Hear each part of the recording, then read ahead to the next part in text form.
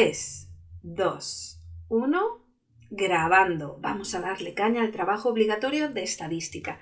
Ya veréis lo sencillito que es. Es prácticamente idéntico que el trabajo del año pasado, solo cambian dos cositas que os voy a explicar ahora. Así que podemos tomar como ejemplo los trabajos del año pasado. Y la mayoría de los vídeos del año pasado también nos servirán.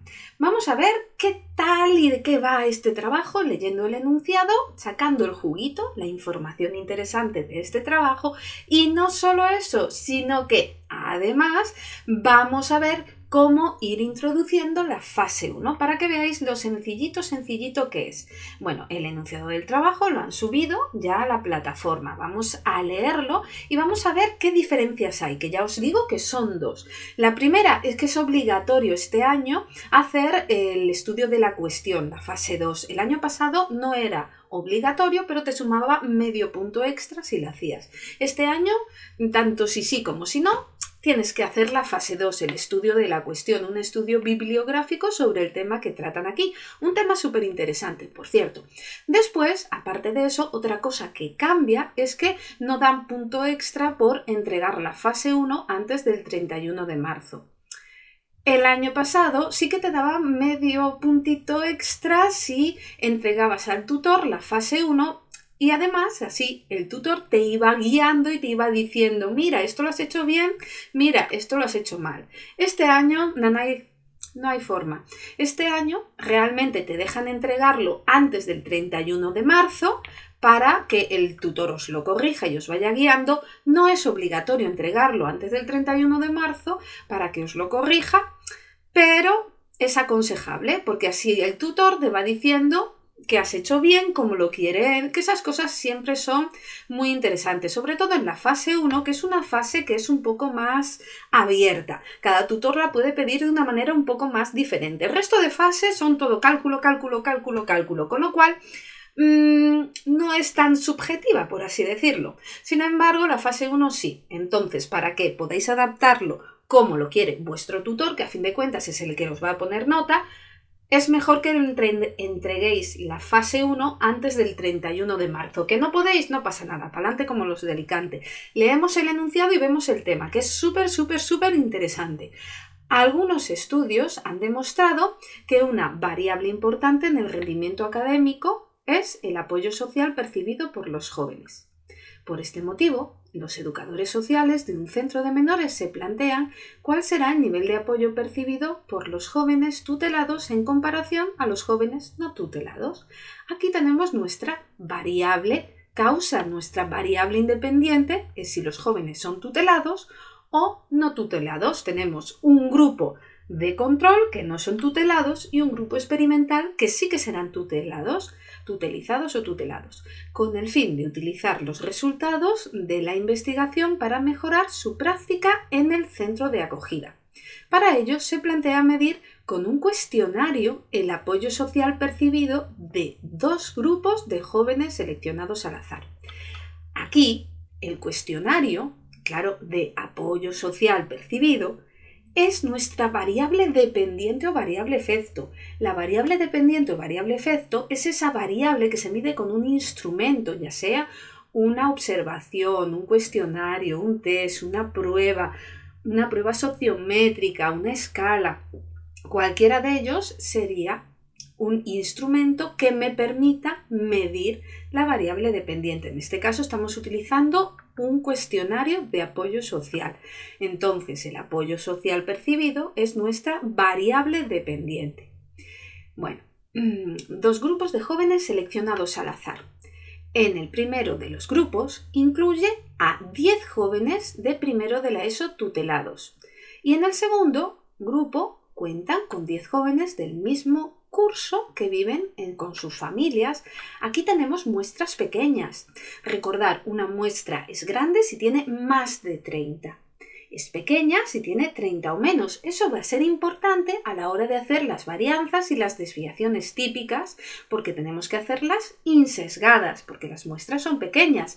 Y no solo eso, a la hora de hacer los cálculos del contraste, que veréis más adelante, tendremos que hacer lo que se llamará la T de Student, para grupos independientes. Se llama así, que tiene un nombre rarico que le vamos a hacer. Esa fórmula es específica para grupos pequeños, muestras pequeñas. Lo tenemos, esas fórmulas, en la página 12 del formulario, pero no os preocupéis porque todo nos lo va a hacer un programa informático como os voy a enseñar. Continuamos. La medida de apoyo social percibido se lleva a cabo con un cuestionario que genera puntuaciones entre 1 y 20. O sea que los valores de apoyo va de 1 a 20. Puede salir un 15, un 16, un 17, un 1, un 2. ¿Vale?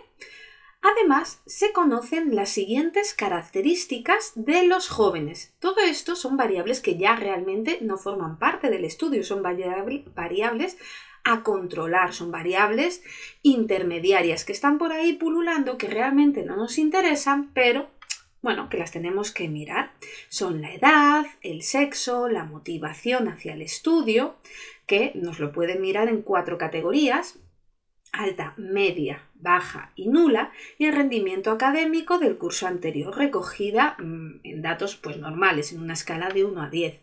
Bueno, pues este es nuestro enunciado del trabajo. Claramente, a la hora de hacer el estudio de la cuestión, que es esta fase que el año pasado no era obligatoria, tendremos que hacerlo sobre este tema en concreto, o sea, sobre el apoyo social percibido en lo académico de los menores tutelados y la importancia que tiene el apoyo social percibido en los jóvenes. Podéis sacar mucha información de Internet, de Google Academy, aunque en teoría tiene que ser indexado, o sea, tiene que estar en ERIC, en Dialnet, en cosas así que están indexadas.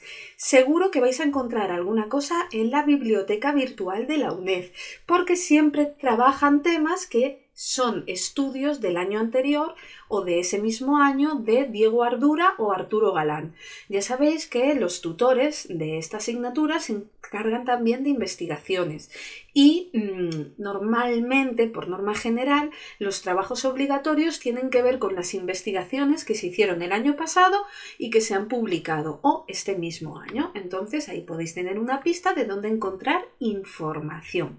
Podemos pasar ahora ya directamente a lo que sería la fase 1, la primera fase del trabajo, que es súper importante tenerla muy bien.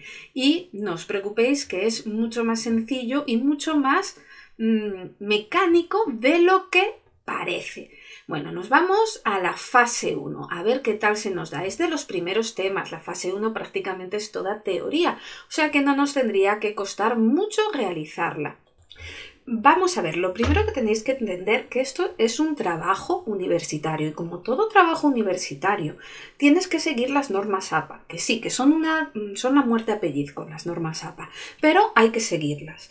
Y por lo tanto el formato, la forma de presentar, las tablas tienen que seguir todas las normas APA. Os pasaré información de cómo seguir las normas APA. No os preocupéis que cuando le pillas el truquillo vais para adelante como los de Alicante. Después, aparte de eso, también tenemos que tener otras características, ¿vale? Primero, todo trabajo universitario tiene que tener un índice, compaginación y tiene que tener una introducción. No podemos ponernos a hacer las fases ahí sin ton ni son. Antes de definir el problema de investigación tenemos que hacer una introducción. Esa introducción tendría que ser coger el enunciado del trabajo que os han puesto arriba, este que acabamos de leer, y escribirlo con vuestras palabras. Ojo, súper importante escribirlo todo con vuestras palabras, porque todos los años hay gente que copia directamente el enunciado o que copia alguna cosa de algún lado y todos los trabajos los pasan por un programa de plagio. Y como hayas copiado algo, aunque sea el enunciado, nada, cateo que tenemos, nos ponen un 0. O sea que por plagio. Y eso nadie lo quiere en tu expediente. O sea que coger el enunciado que acabamos de leer y escribirlo con vuestras palabras. Aquí mi alumna hizo pues una introducción de lo que trataba el trabajo del año pasado y lo escribió con sus propias palabras.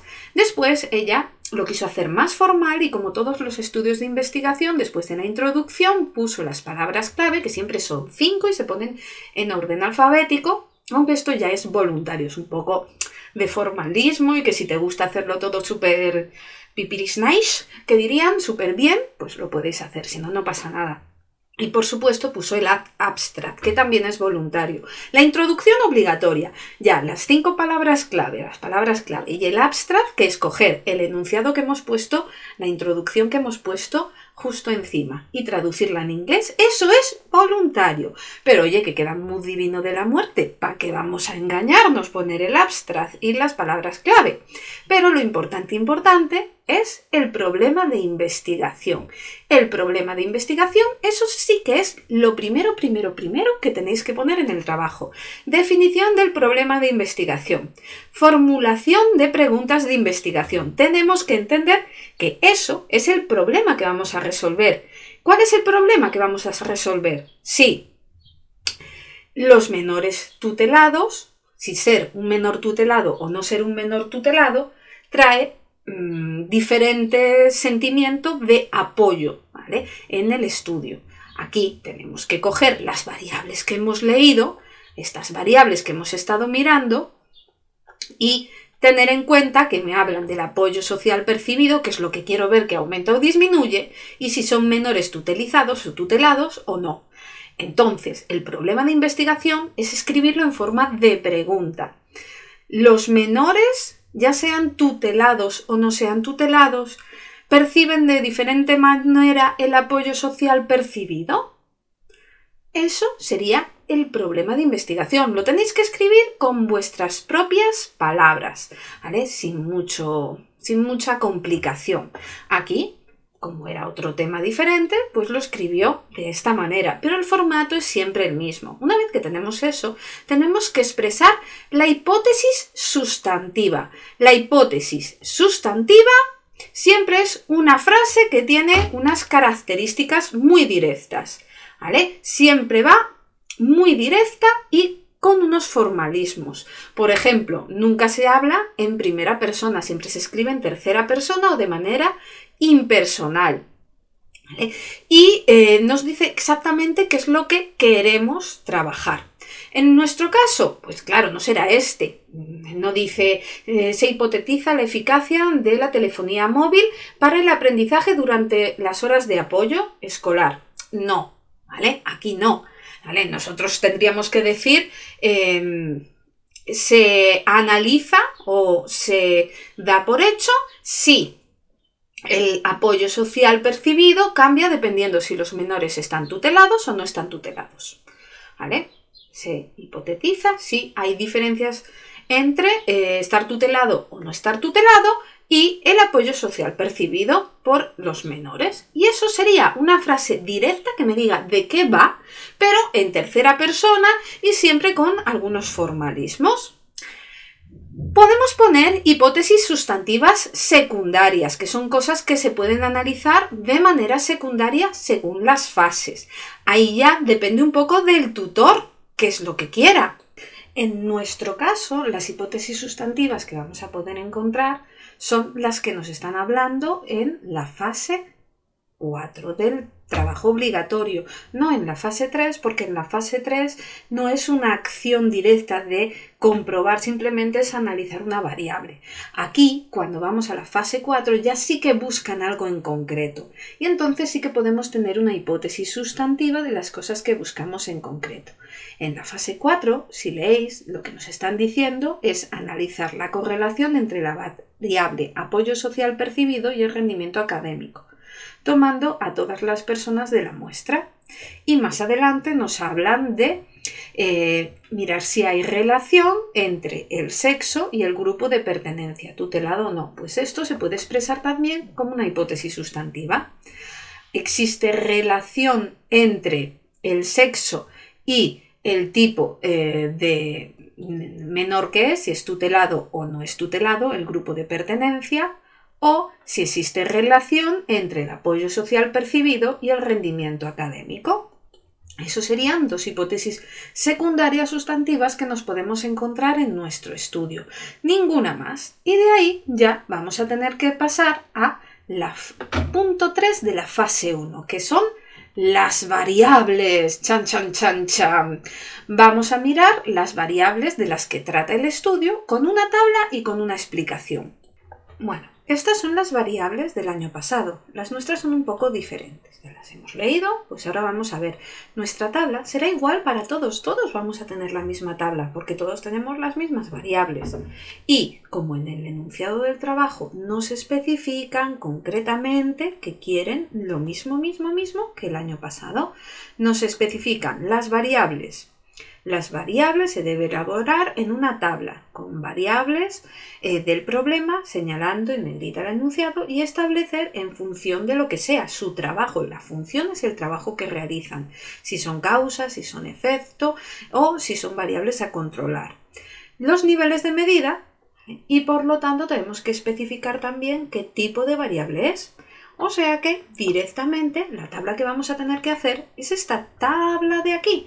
Para todos va a ser idéntica, porque nosotros solo vamos a trabajar estas 6 variables. El grupo de pertenencia, tutelado o no tutelado, es la variable causa, es categórica o atributiva y es nominal dicotómica.